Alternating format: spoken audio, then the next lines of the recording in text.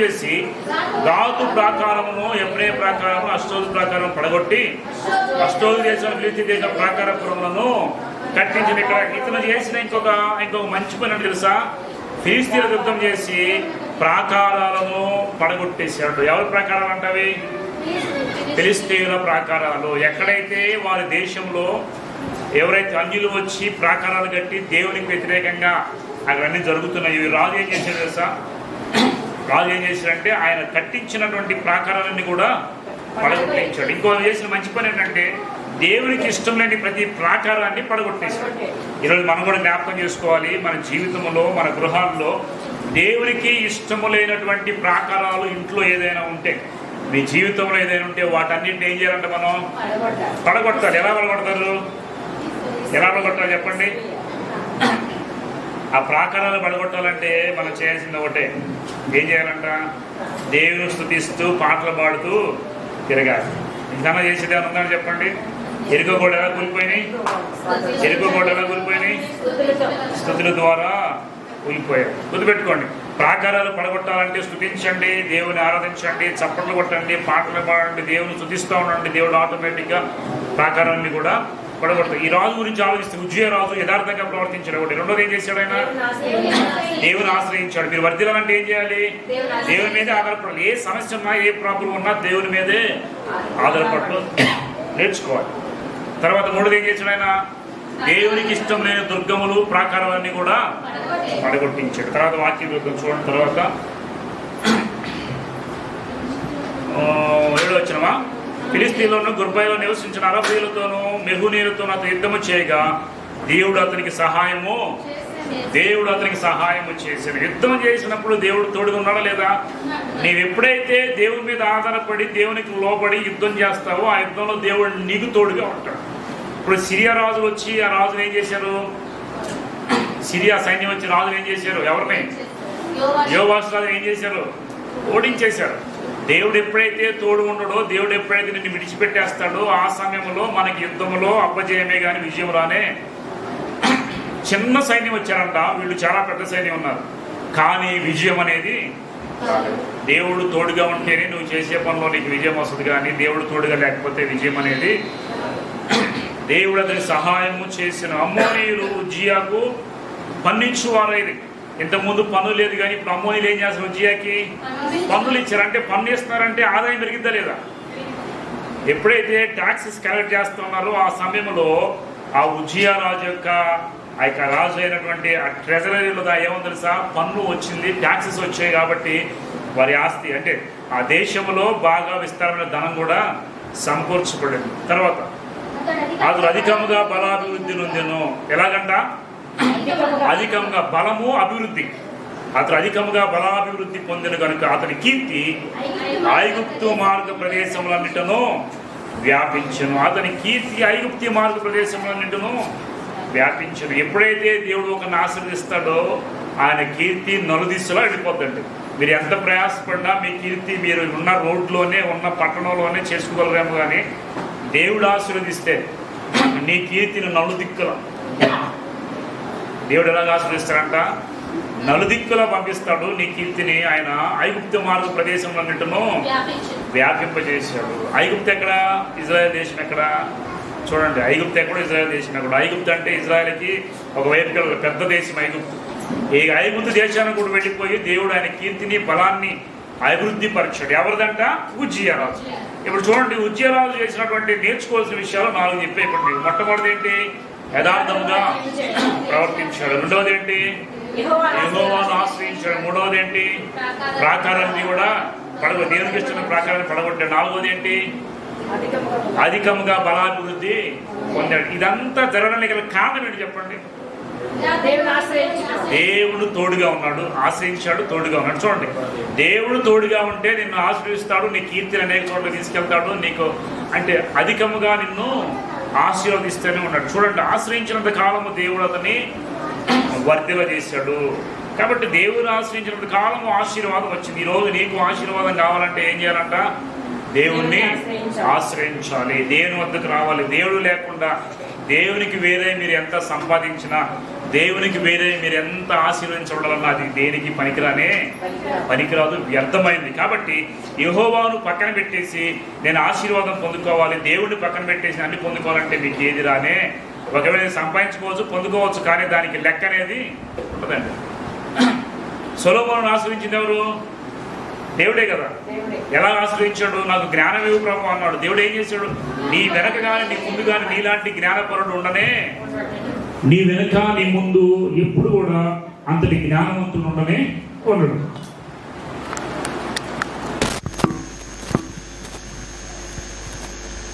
ఇది టీవీకి వెళ్ళిపోయింది, అందుకని నేను ప్రైస్ లార్డ్ హల్లెలూయా. సొలొమోనుతో చెప్పాడు దేవుడు, నీ ముందు కానీ నీ వెనుక కానీ నిన్ను మించిన జ్ఞానవంతుడు దేవుడు ఆశీర్వదిస్తే అలాగా ఆశీర్వదిస్తాడు. ఎవరి మీద మీరు పగ తీర్చుకోవాలనుకోండి, మీరు కొట్టకండి, కొడితే మీ బలంతో ఒక దెబ్బే కొడతారు. మీరు దేవుడు కొడితే ఇంక లేవగలడా?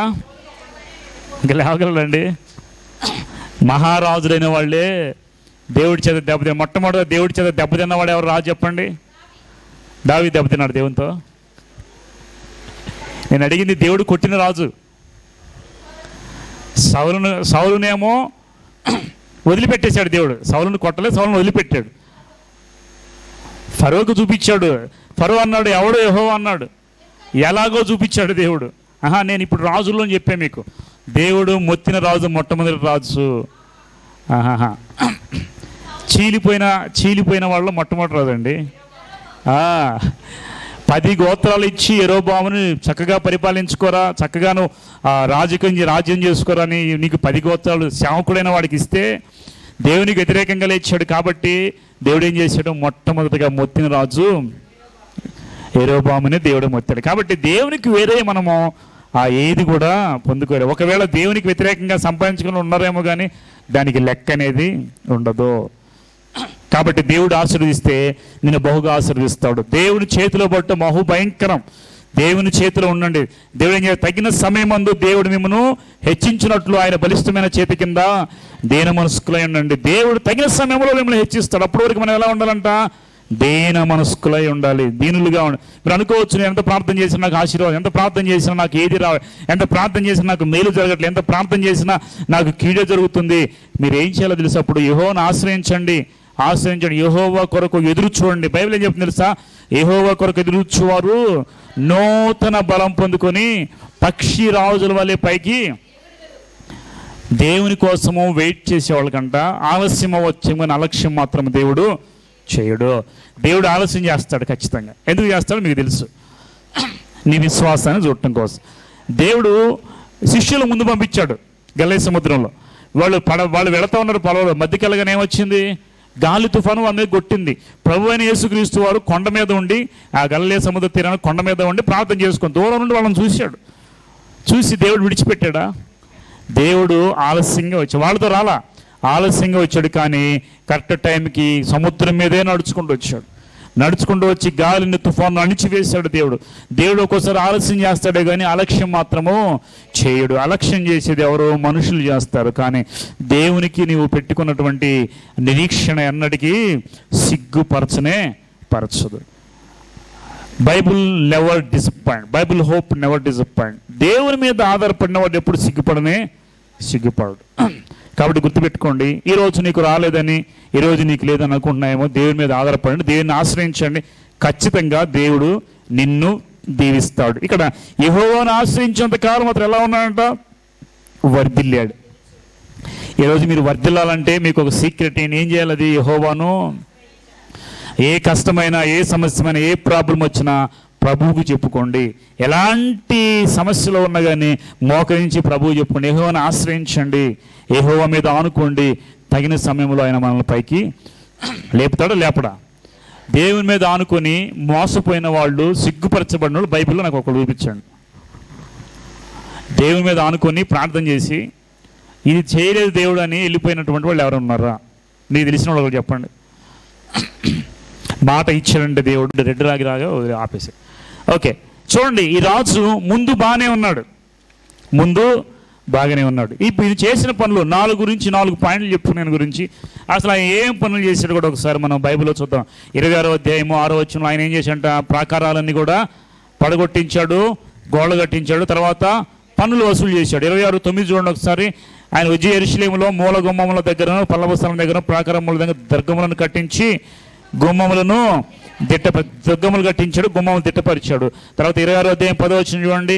అదిగాక మెఫీల ప్రదేశంలోను మైదాన ప్రదేశంలో అతనికి విస్తారమైన పశువులు ఉండగా అతను అరణ్యంలో దుర్గములు కట్టించి అనేకమైన బావులు. ఇంకో విషయం తెలుసా, ఈ రాజు వ్యవసాయాన్ని బాగా ప్రోత్సహించాడు. ఏ రాజు అయితే దేశంలో అగ్రికల్చర్ డిపార్ట్మెంట్ని డెవలప్ చేస్తాడో దేశం బాగుంటుంది.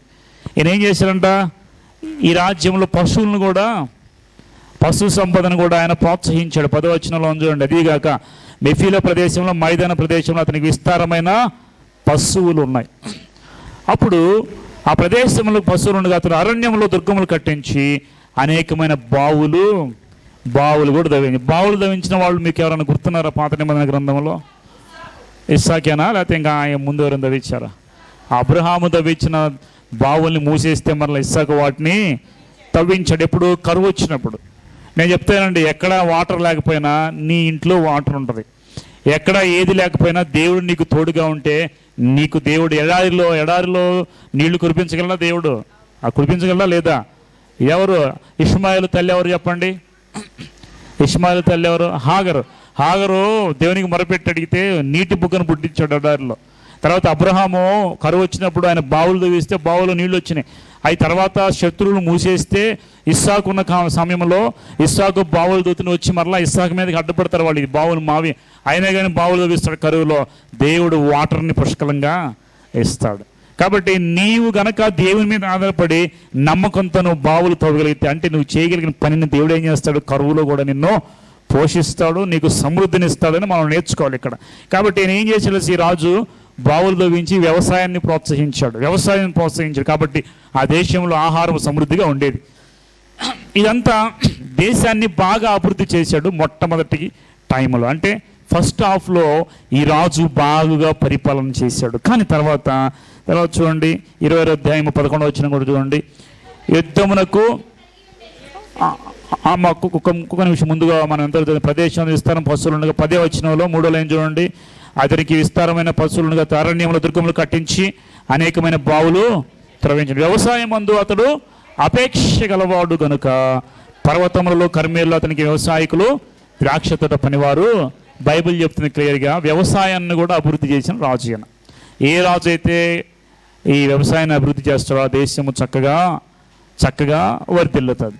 తర్వాత 11వ వచనం. యుద్ధమునకు ఉజ్జియాకు సైన్యము కలిగి ఉండెను. అందులోని యోధులు రాజధిపతులు హనన్యాను వాని చేతి క్రింద నుండి ఖజానాదారుడుగో మయసేయుకు ప్రధానమంత్రి యెహోయాలు వారి లెక్క ఎంతైనా చూచి వారికి పటాలముగా ఏర్పరచు వారై ఉండేది. చూడండి, ఈయన ఈ యుద్ధం చేయటంలో పరాక్రమశాలు అయినటువంటి 13వ వచనం చూడండి. రాజునకు సహాయం చేయటకై శత్రువులతో యుద్ధం చేయడం పేరు పొందిన పరాక్రమశాలైన 3,07,500 మంది సైన్యం వారి చేతి కింద ఉండెను. వీరికి దాకా సైన్యాన్ని పెంచుకున్నాడండి. యుద్ధం వస్తే యుద్ధం చేయడానికి సైన్యాన్ని చక్కగా పెంచుకున్నాడు ఈ రాజు. ఇప్పుడు 15వ వచనం. మరియు అతడు అంబులనేమి పెద్దరాళ్ళనేమి ప్రయోగించడానికి ఉపాయశాలలు కల్పించిన యంత్రములను యెరూషలేములో చేయించి దుర్గములలోను బురుజులలోనూ ఉంచెను. అతడు స్థిరపడు వరకు, వినండి జాగ్రత్తగా, ఇది అతడు స్థిరపడు వరకు అతనికి ఆశ్చర్యకరమైన సహాయము కలిగిన గనుక అతని కీర్తి దూరముగా. ఇది చాలా ఇంపార్టెంట్. దీనికంటే ముందుగా ఒక విషయం చెబుతా. ఈ రాజు ఏం చేశాడు? యుద్ధానికి సంబంధించిన ఆభరణాలన్నీ కూడా తయారు చేయించాడండి. ఎక్కడ తెలుసా? యెరూషలేములో. ఇప్పటికీ యెరూషలేముకి ఎక్కువగా వచ్చే ఆదాయం తెలుసా మీకు? యెరూషలేముకి ఆదాయం ఎక్కువ తెలుసా మీకు? వ్యవసాయం ఒకటి. రెండోది ఏం చెప్పండి? ఏం యుద్ధోపకరణాలను చూసారా? యుద్ధానికి సంబంధించిన ప్రతి దాన్ని ఆయుధాలు తయారు చేసి ప్రపంచానికి అమ్ముతారు. ఇప్పటికి కూడా టెక్నాలజీతో తయారు చేసి ప్రపంచానికి అమ్మేవాళ్ళు ఇజ్రాయెల్. అందుకే వాళ్ళ దగ్గర ఉన్న టెక్నాలజీ ప్రపంచ దేశాల్లో దాదాపుగా 55% పైగా ఇజ్రాయెల్ దేశం నుండి కొనుక్కుంటారంట ఆయుధాలు. తెలుసా మీకు ఆ విషయం? గుర్తుపెట్టుకోండి. ఇప్పుడు దేవుని మాట ఏం సెలవుస్తుందంటే అతడు స్థిరపడే వరకు, ఎవరు? ఉజ్జియా రాజు స్థిరపడేంత వరకు అతనికి ఆశ్చర్యకరమైన సహాయము.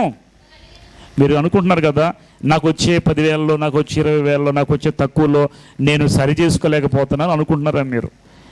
మిమ్మల్ని స్థిరపరిచే వరకు ఆశ్చర్యకరంగా నీకున్న దానిలోంచే దేవుడు సమృద్ధినిస్తాడు. కొద్దిలో సమృద్ధి. నిజానికి ఆలోచిస్తే మనకు వచ్చే శాలరీ, మనకు వచ్చేటువంటి డబ్బు మనకు సరిపోకపోవచ్చు. ఇప్పుడు పేద విధురాలు ఉంది కదా, ఆమె దగ్గర ఏముంది చెప్పండి? పేదవిధురాల దగ్గర ఏముంది? కొంచెం పిండే ఉంది, చేసుకొని ఇద్దరే తిందాం అనుకున్నారు. అవునా? ఈ కొంచెంలోంచి సమృద్ధినివ్వగలిగిన వాడు దేవుడు. దేవునికి ఇచ్చి దేవుని ఆశీర్వాదం పొందుకున్న తర్వాత ఎలాగ తిన్నారు వాళ్ళు? భూమి మీద వర్షం కురిసినంత వరకు వారికి ఏది కొదువుగానే ఆ పిండి పిసికే పిండిలో, తొట్టిలో పిండి తక్కువ కాదు, నూనె తక్కువ కాదు, బుడ్డిలో నూనె అనేది తక్కువ కాదు. దేవుని ఆశ్చర్యమైన సహాయం అంటే ఇదే. ఏలియా వెళ్ళి ఎక్కడో నిలబడి దాక్కుంటే ఏలియాకి కాకులందో ఆహారం పంపించి, ఇది ఆశ్చర్యమైన సహాయమా కాదా? మీరు చెప్పండి. ఏలియాని ఆశ్చర్యంగా పోషించాడు దేవుడు, కాకోలం ధర పంపించాడు. తర్వాత ఈ విధవరాలైన స్త్రీని దేవుడు ఆశ్చర్యంగా పోషించాడు. అలాగే దేవుడు నిన్ను కూడా ఆశ్చర్యంగా నీకు సహాయం చేసి నిన్ను స్థిరపరిచేవాడు. కానీ మనం అనుకున్న వెంటనే జరగాలని మనం అనుకుంటాం. నేను ఒకటే చెప్తున్నా, మీరు అనుకున్న వెంటనే అన్నీ జరగవు. అనుకున్న వెంటనే ప్రార్థన. మనం ఏంటంటే ఎలాగంటే ఇన్స్టెంట్ కాఫీ ఎలా తాగుతారో అనుకోగానే వచ్చేయాలి. ఈరోజు ప్రార్థన చేసిన రేపుకి వచ్చేయాలి, రాకపోతే దేవుడు నాకు ఏం వెళ్ళదు అనుకుంటా. నేను ఒకటి చెప్తా, దేవుడు ఎప్పుడు కూడా ఓం భీమ్ అని ఎప్పుడు పనిచేయడు. దేవుడు మంత్రాలు పెట్టేసి ఇప్పుడు రావాలని అలా ఉండదని దేవుని పని ఎప్పుడు కూడా. రాత్రికి రాత్రి నిన్ను సూపర్ చేసాడు దేవుడు. నిన్ను బాగా శ్రమలో నలగొట్టి ప్రార్థన చేసి ఎదురు చూసి అయ్యా ఇంకెంతకాలం అయ్యా నేను నలిగిపోతున్నాను ప్రభు అని దావీదు ప్రార్థన చేయాలా? కీర్తన గ్రంథం చదువుకోండి. దేవా నేను నలిగిపోతాను, శ్రమల్లో కుణిగిపోయాను, ఇంకెన్నాళ్ళ వరకు నన్ను మర్చిపోతావు ప్రభు, ఇంకెన్నాళ్ళ వరకు నాకు బెలి చేయకుందు ప్రభు అని ఏడ్చి ప్రార్థన చేసే దినాల్లో ఉన్నాడు. అలాగే మనం కూడా ఏం చేయాలంట? ప్రార్థన చేయాలి. దేవుడు అంట మనిషికి ఎందుకు సుఖదుఖాలు పెట్టాడు తెలుసా? ప్రసంగి గ్రంథంలో ఉంటుంది, దేవుడు నరులు అభ్యాసము పొందవాలని దేవుడు వారికి సుఖదుఖములను ఏర్పరిచినని బైబిల్ వాక్యం చెప్తుంది. ఈరోజు మీకు కష్టం వస్తుందంటే దాని ద్వారా ఒక పాట నేర్చుకోవాలి. దేవుడు నీకు ఇవ్వాలంటే ఒక్క నిమిషం పట్టదు. దేవుడు నీకు ఏదైనా ఇవ్వాలంటే ఆయన ఆమెన్ అంటే జరిగిపోతుంది. కానీ ప్రతి వానికి తగిన సమయంలో దేవుడు ఇస్తాడు. నిర్ణయ కాలము రావాలి. అవునా కదా? అబ్రహాముతో దేవుడు ఏం చెప్పాడు? నీకు నేను బిడ్డలను ఇస్తా అన్నాడు. ఏ సంవత్సరంలో చెప్పాడు? 75 సంవత్సరంలో చెప్పాడు. వాళ్ళు బయటకు వచ్చాడు, నీకు నేను సంతానం ఇస్తాను, నీ సంతానము ప్రపంచాన్ని వాళ్ళు ఏం చేస్తారంటే ఆక్యుపై చేసుకుంటారు, ఆకాశ నక్షత్రాల కన్నా ఇసుకరేణుల కన్నా గొప్పగా ఇస్తానని చెప్పాడు దేవుడు. కానీ అబ్రహాం అనుకున్నాడు రేపు ఇస్తాడు, ఎల్లుండి ఇస్తాడు. 1 సంవత్సరం ఎదురు చూశాడు, 2 సంవత్సరాలు ఎదురు చూశాడు, 4-5 ఏళ్ళు బాగానే ఉన్నాడు. 5వ సంవత్సరం 10 సంవత్సరాలు విశ్వాసం అంతా సన్నగిల్లిపోయింది. అప్పుడు ఏం చేయాలి అర్థం కాకపోతే ఇంకా నా ముసలిలో అయిపోతున్నామని తొందరపడి వాళ్ళు ఏం చేశారు? హాగరును తీసుకొచ్చి పెట్టేసింది ఆవిడ. చూడండి, సమయం గడిచే కొద్దీ నీ విశ్వాసము సన్నగిల్లిపోతూ ఉంటుంది. సమయము గడిచే కొద్దీ విశ్వాసము సన్నగిల్లిపోతూ ఉంటుంది. ఇలాంటి సమయంలో మీరేం చేయవలసా? మీరేం చేయాలి? How to handle delay. ఆలస్యాన్ని మనం ఎలా హ్యాండిల్ చేయాలి? ఏం చేయొద్దు, దేవుని వైపు నమ్మకం ఉంచి అలా కొనసాగిపోండి అంతే. నిరీక్షణ కలిగి ముందుకెళ్ళిపోండి, విశ్వాసాన్ని కాపాడుకోండి. ఖచ్చితంగా దేవుడు ఇస్తాడా లేదా? అబ్రహామును విడిచిపెట్టాడా? మేము ముసలం అయిపోయాం, మేము ఇంకా పిల్లల్ని కన్నమేమో అనుకున్నారు వాళ్ళు. కానీ దేవుడు ఏం చేశాడు? సంతానం ఇచ్చాడు. సంతానం ఎప్పుడు ఇచ్చాడు సార్? 100వ సంవత్సరంలో ఇచ్చాడండి. దేవుడు ఆలస్యం చేస్తాడు కానీ అలక్ష్యం ఎప్పుడు చేయడు. ఆయన చేసేవాడు కాదంతే.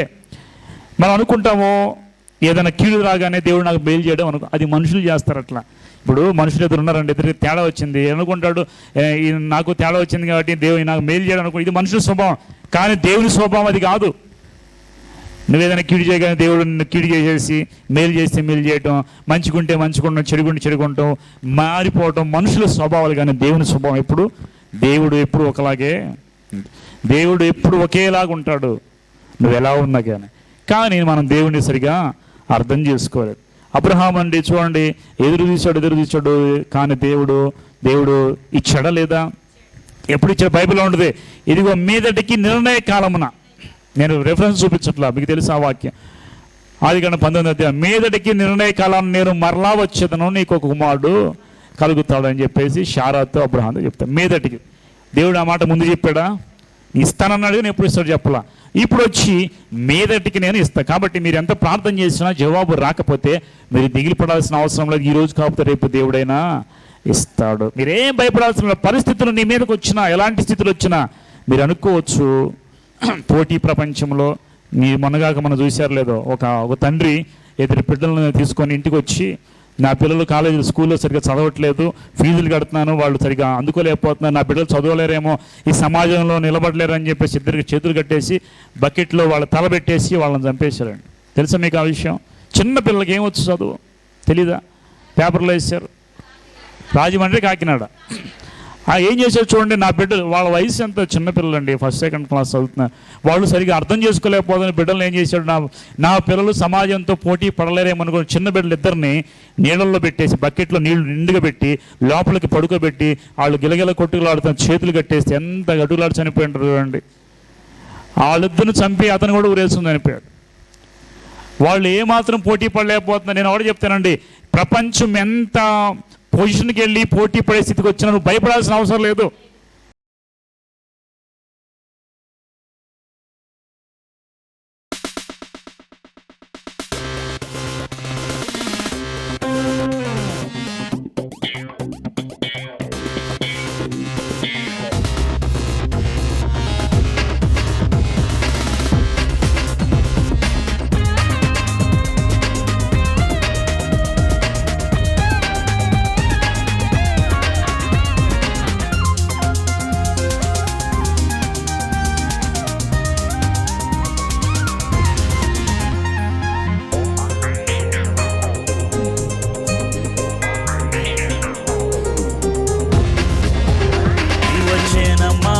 కదలేరా యువతరమా తరలేరా, యువజనమా కదలేరా, యువతరమా తరలేరా.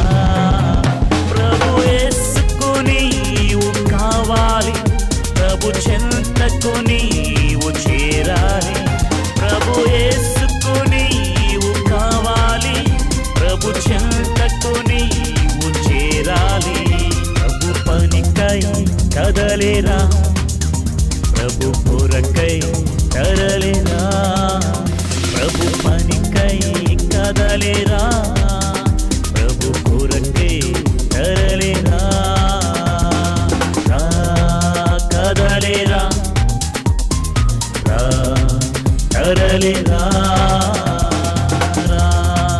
కదలేరా, తరలేరా.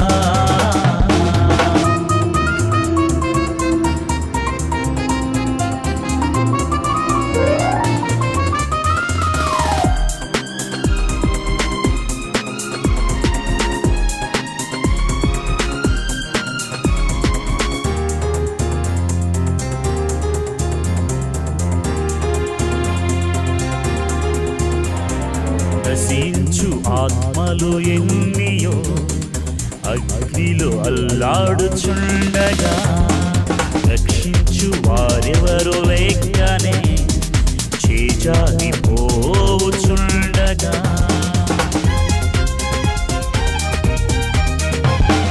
నశించు ఆత్మలు ఎన్నియో అగ్నిలో అల్లాడుచుండగా, రక్షించు వారెవరు లేకనే చేజారి పోవుచుండగా, నీకేల నిర్లక్ష్యము, ఎందుకు అలక్ష్యము, ప్రభు మనస్సుని వెరుగుము, ప్రభు కొరకై పని చేయుము.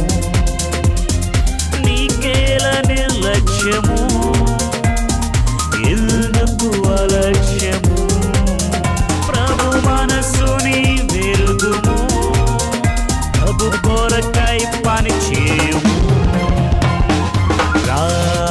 కదలిరా, తరలిరా, కదలిరా,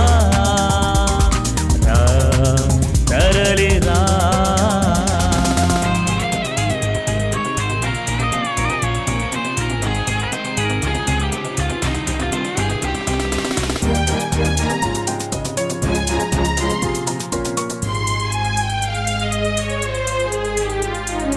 అపవాది గర్జించు సింహమై అంతట తిరుగాడుచుండగా, ఎవరిని మృంగుదునో అని కనిపెట్టి పోరాడుచుండగా,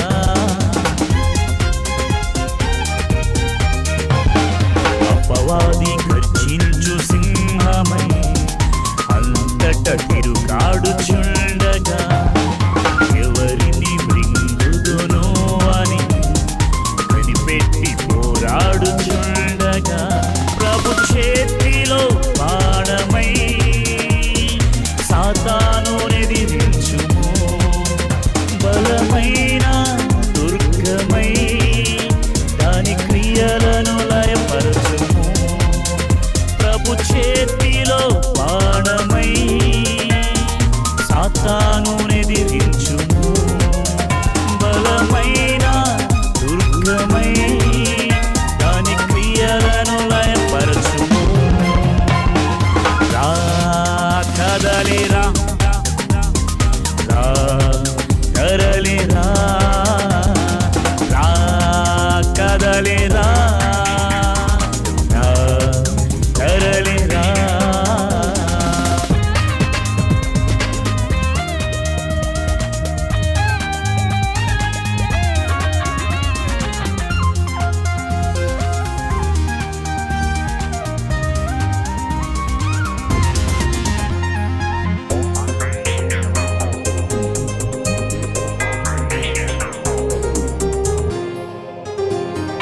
వ్యర్థమైన ప్రతి వాటికై పరుగులేలవో సోదరా, అల్పమైన ఈ భోగము విడిచిపెట్టు ఓ సోదరి.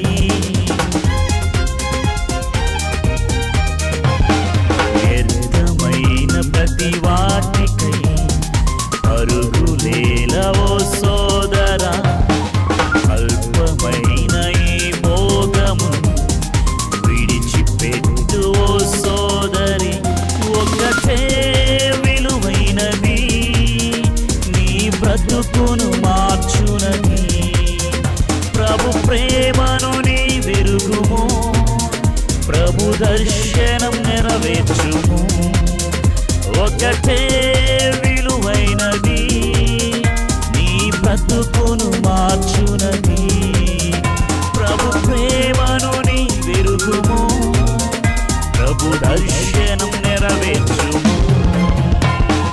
రా కదలిరా, రా కదలిరా, రా కదలిరా, రా కదలిరా.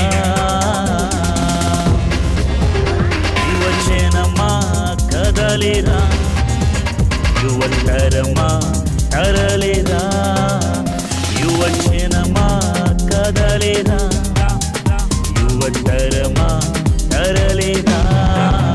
ప్రభు యేసుకు నీవు కావాలి, ప్రభు చెంతకు నీవు చేరాలి.